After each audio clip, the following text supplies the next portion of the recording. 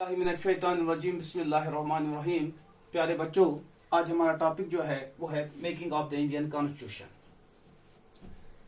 South African constitution की तरह यहाँ पे भी एक कॉन्स्टिट्यूशन बनाने की जरूरत पड़ी, लेकिन साउथ अफ्रीका में जैसे हालात थे वो यहाँ पे नहीं थे, क्योंकि साउथ अफ्रीका में रेसिकल डिस्क्रिमिनेशन थी।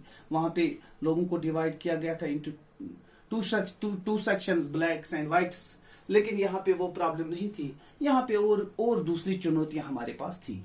वो क्या चुनौती थी? हमारे पास उस वक्त पार्टीशन हुआ था जब हमें कॉन्स्टिट्यूशन की जरूरत पड़ी। लोग तकरीबन 10 लाख लोग मारे जा चुके थे। रिलीजन के नाम पर लोगों को डिवाइड किया था। एक हिस्सा पाकिस्तान बन गया था, एक हिस्सा हिंदुस्तान बन गया था। तो ये चुनौतियां हमारे पास थी। और सबसे बड़ी चुनौती ये थी कि ब्रिटिश वालों ने हमारे लिए प्रिंसली स्टेट्स छोड़ दिए थे, और उन प्रिंसली स्टेट्स को कहा गया था कि आप बाद में अपना फ्यूचर चूज कर सकते हैं। क्या आप हिंदुस्तान के साथ जाना चाहेंगे, या आप पाकिस्तान के साथ रहना चाहेंगे, या आप आजाद रहना चाहेंगे, या आपके सामने एक आप फैसला खुद कर सकते हैं कि आप कहाँ जाना चाहेंगे। उस वक्त ये कुछ चुनौतियां हमारे पास थी, लेकिन हमारे पास वो चुनौती नहीं थी जो साउथ अफ्रीका में थी। वो प्रॉब्लम हमारे पास नहीं थी जो साउथ अफ्रीका। हमारे पास भी प्रॉब्लम्स थी, लेकिन दूसरी प्रॉब्लम्स थी, ये प्रॉब्लम्स नहीं थी।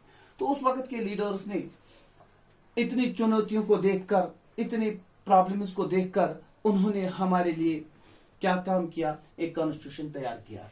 लेकिन हमारे पास एक एडवांटेज थी कि हमें लोगों को आप इत्तेफाक में लाना नहीं था। हाँ, क्योंकि हमारे लोगों में ऑलरेडी इत्तेफाक था, क्योंकि हमारे पास ये मामला था कि हम ऑलरेडी आजादी की जंग लड़ रहे थे अंग्रेजों के खिलाफ। तो लोग मुत्हिद थे आपस में, लोगों को मुत्हिद करने की जरूरत नहीं पड़ी। लोगों के हाँ शार्प डिफरेंसेस थी ओपिनियंस में, लेकिन उतनी खास डिफरेंसेस नहीं थी जितने की दूसरी कंट्रीज में, जितने की साउथ अफ्रीका में देखने को मिलती थी।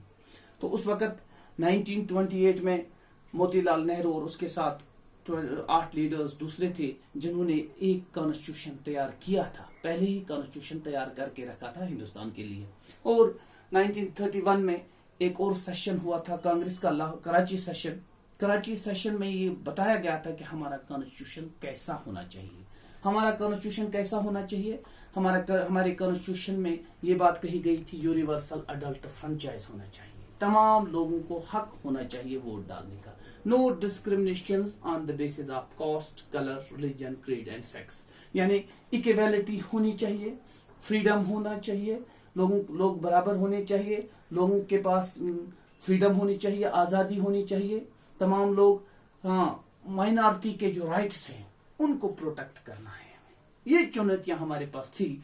तो एक कॉन्स्टिट्यूशन, उनके पास ये बात भी थी। 1937 में प्रोविंशियल लेजिस्लेचर्स तैयार किए गए थे, मिनिस्टर्स बनाए गए थे ब्रिटिश इंडिया के लिए। लेकिन उस वक्त चंद ही लोगों को वोट डालने का हक दिया था, और कुछ लोगों को नहीं दिया गया था। ज्यादातर अमीर लोगों को हक दिया था, गरीब लोगों को हक नहीं दिया गया था। तो ये बात हमारे लीडर्स के जहन में थी। तो उन्होंने क्या काम किया? उन्होंने कहा नहीं, यूनिवर्सल अडल्ट फ्रेंचाइज होना चाहिए, इक्वालिटी होनी चाहिए, फ्रीडम होनी चाहिए, और minority protection of minority rights होनी चाहिए। ये चीजें हमें होनी चाहिए, तब जाकर हम कॉन्स्टिट्यूशन को तैयार कर सकते हैं। अदरवाइज हमारे पास कोई, दूसरी बात ये एक्सपीरियंस थी, बहुत देर की एक्सपीरियंस थी हमारे लीडर्स के पास, क्योंकि उन्होंने जंग लड़ी थी, आजादी की जंग लड़ रहे थे, और वो देख कर आए थे अफ्रीका में क्या होता है, यूएसए में क्या होता है। ये सब देखकर उन्होंने एक कॉन्स्टिट्यूशन तैयार किया हमारे लिए। इन सब चीजों को देखकर एक कॉन्स्टिट्यूशन हमारे लिए तैयार हो जाता है।